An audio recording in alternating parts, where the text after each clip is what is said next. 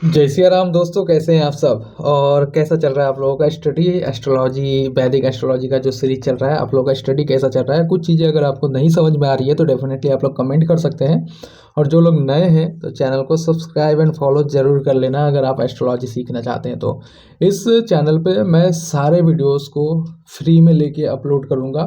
जो भी एस्ट्रोलॉजी का ज्ञान है मेरे पास, जो भी आगे मैं सीखूँगा, सारी चीज़ों को मैं अपलोड करूँगा फ्री में। तो अगर आप फ्री में एस्ट्रोलॉजी सीखना चाहते हैं तो हमारे एस्ट्रोलॉजी चैनल को, वैदिक सालों को ज़रूर फॉलो कर लेना। और जो लोग नए हैं, मैं आपको बता दूं कि आप लोग ना अगर हमारे इंस्टाग्राम चैनल को अभी तक फॉलो नहीं किया है तो इंस्टाग्राम को भी फॉलो कर लीजिए। वहाँ पर भी बहुत सारे शॉर्ट्स वीडियो आते रहते हैं जिनसे आप एस्ट्रोलॉजी के सीरीज को समझ सकते हैं, सीख सकते हैं। तो चलिए आज हम बात करने वाले हैं आज का जो हमारा लेसन 4 होने वाला है, ठीक है। और लेसन 4 में हम आज बात करेंगे थर्ड हाउस के बारे में। पिछले वीडियो में हम लोगों ने बात किया था सेकंड हाउस के बारे में, आज हम बात करेंगे थर्ड हाउस के बारे में। तो कुंडली का थर्ड हाउस बहुत ज़्यादा इंपॉर्टेंट होता है। कुंडली का थर्ड हाउस मैंने आपको पहले ही बताया, कुंडली में 12 भाव होते हैं, 12 के 12 भाव ही इंपॉर्टेंट होते हैं। तो आज जो होने वाला है, आज थर्ड हाउस के बारे में हम लोग बात करने वाले हैं। तो ये कुंडली का तीसरा भाव है, कन्फ्यूज बिल्कुल भी मत होइएगा। कुंडली का पहला भाव है ये है दूसरा भाव और ये है तीसरा भाव। तो इसके पहले हम लोगों ने बात किया पहले भाव के बारे में, लास्ट वीडियो में हम लोगों ने बात किया दूसरे भाव के बारे में। तो आज हम बात करेंगे कुंडली के तीसरे भाव के बारे में। तो ये है कुंडली का तीसरा भाव, ठीक है। जो लोग हमारे चैनल से जुड़े हुए हैं और एस्ट्रोलॉजी को सीख रहे हैं तो आप लोग कॉपी या पेन कॉपी लेके अब नोट डाउन भी कर सकते हैं। तो इसके लिए मैंने एक आप लोगों के लिए एक चीज़ भी लिया हुआ है यहाँ पर, इसका भी स्क्रीनशॉट आप ले सकते हो। आज हम बात करने वाले हैं कुंडली के तीसरे भाव के बारे में। तो ये है तीसरा भाव, आज हम इसके ऊपर चर्चा करने वाले हैं, ठीक है। तो कुछ चीज़ें मैं आपको बता देता हूँ यहाँ पर कुंडली के तीसरे भाव से क्या क्या चीज़ें देखी जाती है। देखो, कुंडली के तीसरे भाव से ना सबसे पहले ये भाव ना करेज का होता है, आपके साहस का होता है। ये भाव साहस को इंडिकेट करता है। कुंडली का तीसरा भाव साहस को इंडिकेट करता है। जिस व्यक्ति का कुंडली का तीसरा भाव बहुत ज़्यादा स्ट्रांग होता है ना, उस व्यक्ति के अंदर साहस बहुत स्ट्रांग होता है, उसके अंदर रिस्क लेने की कैपेबिलिटी बहुत अच्छी होती है। ऐसे व्यक्ति का कॉन्फिडेंस बहुत ज़्यादा हाई होता है। आपने देखा होगा कि बहुत सारे लोग ना बहुत सारे लोगों में से कुछ लोग ना पढ़े लिखे कम होते हैं, लेकिन उनके अंदर ना एक स्किल होती है बात करने की लोगों से, या फिर उनके अंदर कॉन्फिडेंस होता है, वो जाके सामने से बात करते हैं। तो ऐसे में ये कुंडली का तीसरा भाव वर्क करता है। यानी कुंडली का तीसरा भाव आपके अंदर साहस, कॉन्फिडेंस और करेज को इंडिकेट करता है, विल पावर को भी इंडिकेट करता है कुंडली का तीसरा भाव। बहुत सारे लोग, जो लोग सुसाइड कर लेते हैं, आप लोग अक्सर न्यूज़ में सुनते हैं कि सुसाइड कर लिया इसने अपने जीवन की परिस्थिति से परेशान होकर घर छोड़कर चले गए, सुसाइड कर लिया। तो ऐसे में देखा गया है कि कुंडली का तीसरा भाव कहीं ना कहीं प्रॉब्लमेटिक होता है, क्योंकि कुंडली के तीसरे भाव से हम लोग विल पावर को भी देखते हैं। कुंडली का तीसरा भाव जब खराब हो जाएगा ना, तो ऐसे लोग बहुत ज़्यादा हार्ड वर्क नहीं कर पाएंगे। बहुत सारे लोग होते हैं ना जो स्टडी में फेल हो गए, एग्जाम में फेल हो गए तो सुसाइड कर लेते हैं या फिर गलत स्टेप ले लेते हैं। तो ऐसे में विल पावर जो देखा जाता है वो कुंडली के तीसरे भाव से ही देखा जाता है। अगर कुंडली का तीसरा भाव स्ट्रांग नहीं होगा तो ऐसे लोग ना जीवन के कठिन परिस्थिति में कभी भी मेहनत करके बाहर नहीं निकल पाएंगे और अपने लक्ष्य को आगे अचीव करने में इनको बहुत ज़्यादा मेहनत होती है। हाँ, ऐसा हो सकता है कि अगर उनका भाग्य बहुत अच्छा है तो उनको बैठे बिठाए चीज़ें मिल सकती है। ऐसा भी मैंने बहुत सारे लोगों को देखा है, जो लोग ना जीवन में कम मेहनत करके सफल हो जाते हैं। अब उनका भाग्य भाव डेफिनेटली स्ट्रांग होगा, कुंडली का 9th हाउस, ये सब भाव पे हम आगे आएंगे। लेकिन जिनका भी कुंडली का तीसरा भाव स्ट्रांग होता है, अक्सर ऐसा देखा गया है कि ऐसे लोग ना अपने जीवन में मेहनत करके आगे बढ़ते हैं। आपने देखा होगा कुछ लोग जीवन में ना मेहनत करके आगे बढ़ते हैं। आप लोग बोलते भी होंगे अपने सोसाइटी में या फिर अपने शहर में, आपने देखा होगा कि आपके दोस्तों में देखा होगा कि आपने कहते हुए सुना होगा या आपने भी बोला होगा ये बंदा जीरो से शुरू किया था। तो ऐसे में क्या होता है, कुंडली का तीसरा भाव स्ट्रांग होता है तो ऐसे लोग अपने विल पावर से अपने जीवन की कहानी को लिखते हैं, अपने साहस से, अपने कॉन्फिडेंस से अपने जीवन की कहानी को लिखते हैं। रावण के थर्ड हाउस में शनि था, रावण का थर्ड हाउस में शनि था। और जिनके भी थर्ड हाउस में शनि होता है ना, तो ऐसे लोग अपने जीवन में बहुत ज़्यादा मेहनत करते हैं, बहुत ज़्यादा कॉन्फिडेंट होते हैं। अब होता क्या है, कॉन्फिडेंस कैसे आता है, जब आप मेहनत करोगे, जब आप बार बार एक चीज़ का सामना करोगे और उसमें विफल होते रहोगे, तो आपके अंदर कॉन्फिडेंस आ जाता है। विफलताएं जीवन में कॉन्फिडेंस लाने का काम करती है हमेशा। ऐसा नहीं है कि विफलताएं आ रही है तो हम निराश हो रहे हैं।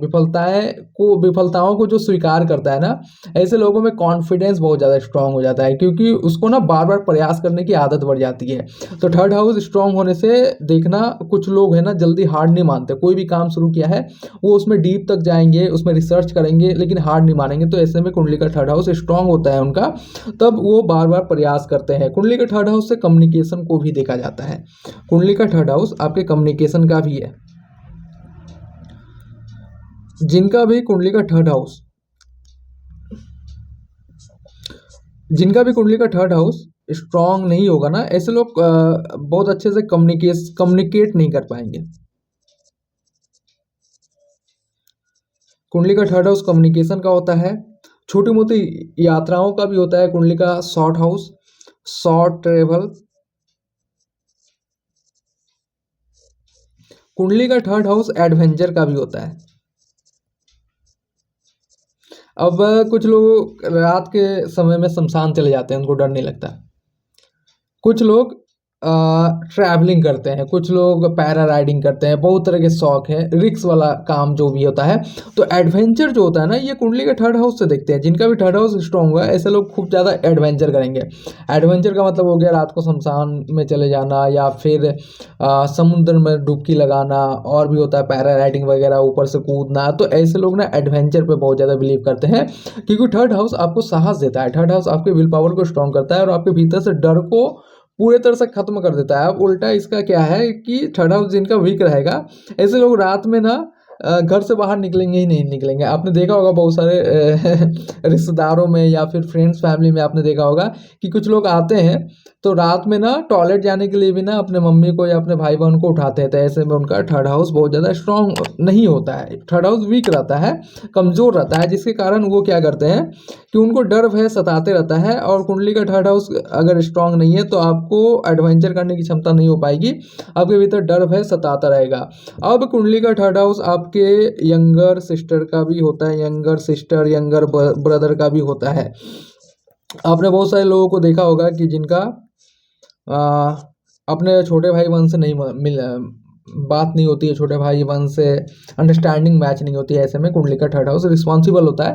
कुंडली का थर्ड हाउस अगर खराब है तो आपका छोटे भाई बहनों से रिश्ता बहुत ज़्यादा अच्छा नहीं रहेगा। मैं यहाँ पर कुछ एग्जाम्पल भी आपको दे देता हूँ कि जैसे यहाँ पर अगर मान लो पाप ग्रह बैठे हो, पाप ग्रह में जैसे मान लो शनि बैठा हो, राहु बैठा हो, केतु बैठा हो, मंगल बैठा हो, तो ऐसे में क्या होता है ना, अब यहाँ पर अगर सूर्य भी बैठा हो ना, सूर्य और मंगल का बाद में हम बात करते हैं, शनि राहु और केतु अगर बैठे हैं तो आपका अपने छोटे भाई बहनों से ना रिश्ता बनेगा नहीं। आप जितना भी ज़्यादा कर लो, आप जितना ज़्यादा कर लो, आप जितना भी कोशिश कर लो उनका अच्छा करने के लिए, लेकिन आपका उनसे जमेगा नहीं। आप कुछ भी कर लो, उनसे जमेगा नहीं। अब यहाँ पर क्या होता है, जैसे मंगल बैठा हो, मान लो यहाँ पर मंगल बैठा है या फिर सूर्य बैठा है, तो आप अपने छोटे भाई बहन को लेकर ना बहुत ज़्यादा रिस्पॉन्सिबल रहते हैं। छोटे भाई बहनों के लिए आप बहुत ज़्यादा दायित्व का पालन करते हैं, प्रोटेक्टिव नेचर रहता है आपका छोटे भाई बहन के लिए। तो ऐसे में क्या होता है कि आपका रिश्ता कहीं ना कहीं अच्छा रहता है। लेकिन पाप ग्रह जब भी बैठते हैं ना, पाप ग्रहों में विशेषकर शनि और राहु केतु, तो ऐसे में कॉन्स्पिरेसी क्रिएट होती है। आप जितना भी ज़्यादा हेल्प कर लो अपने छोटे भाई बहनों के लिए, लेकिन आप उनको ऐसा लगेगा ना कि आप उनके लिए कुछ भी नहीं कर रहे हो, ऐसा अक्सर देखा गया है। अब यहाँ पर कुंडली का तीसरा जो भाव है, ये हार्ड वर्क को भी इंडिकेट करता है आपके जीवन में।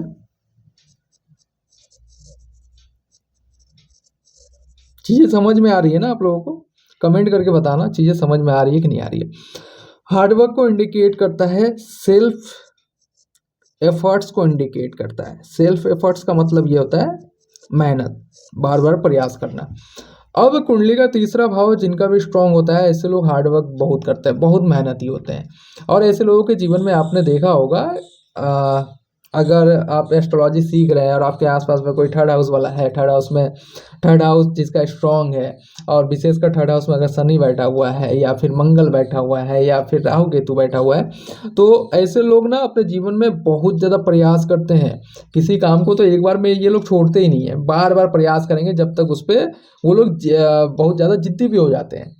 और जिद्दी होने का मतलब ये है, थर्ड हाउस से जिद को भी देखते हैं कि जिद्दी होना मतलब उस काम को कंप्लीट करना, उस काम में जितना भी रुकावट आए वो रुकेंगे नहीं, उस काम को कंप्लीट करने के बाद ही वो छोड़ेंगे। तो थर्ड हाउस बहुत ज़्यादा अहम रोल प्ले करता है कि थर्ड हाउस जितना ज़्यादा स्ट्रांग होगा ना, ऐसे लोगों की मानसिकता बहुत ज़्यादा स्ट्रांग होती है, ऐसे लोगों का कम्युनिकेशन, बात करने की कलाएं बहुत ज़्यादा स्ट्रांग होती है।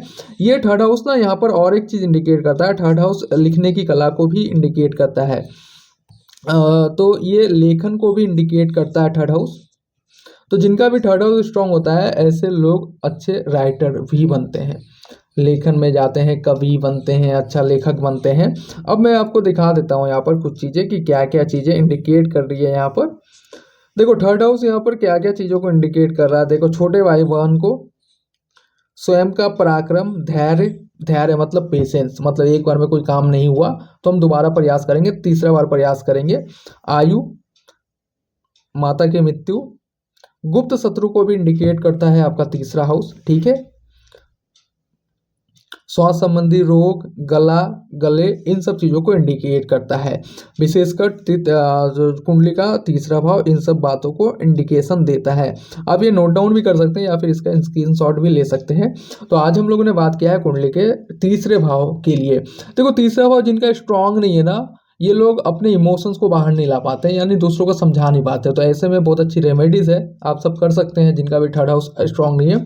ऐसे लोगों को ना रोजाना जर्नलिंग करना चाहिए। जर्नलिंग का मतलब यह है कि अपने इमोशंस को, अपने बारे में एक डायरी बना ले, उसमें लिखना शुरू करें। उसमें कुछ भी लिख सकते हैं, अपने इमोशंस लिख सकते हैं, अपने जीवन के बारे में लिख सकते हैं, लोगों के बारे में लिख सकते हैं, और वो अपने विशेष को भी लिख सकते हैं, अपनी इच्छाएं जो है आगे क्या करना चाहते हैं। तो जब वो लिखना शुरू करेंगे ना, तो उनके इमोशंस बाहर आएंगे, वो जो सोचेंगे उन सब चीज़ों को वो आगे समझा भी पाएंगे। तो बहुत सारे लोग हैं जो सोचते हैं समझा नहीं पाते हैं, तो ऐसे में थर्ड हाउस को स्ट्रॉन्ग करने के लिए बहुत अच्छा ये स्किल है कि आप लिखना शुरू कर दीजिए, कॉपी पेन लेके लिखना शुरू कर दीजिए, डेली जर्नलिंग करना शुरू कर दीजिए। ऐसे में थर्ड हाउस आपका स्ट्रांग हो जाता है। तो आज हम इस वीडियो में बात किया है हम लोगों ने थर्ड हाउस के बारे में। अगले वीडियो में हम लोग बात करेंगे फोर्थ हाउस के बारे में, जीवन के सुख के बारे में। ये हाउस भी बहुत ज़्यादा इंपॉर्टेंट है। तो फिर से मिलेंगे हम लोग एक नए वीडियो में। जय सिया राम।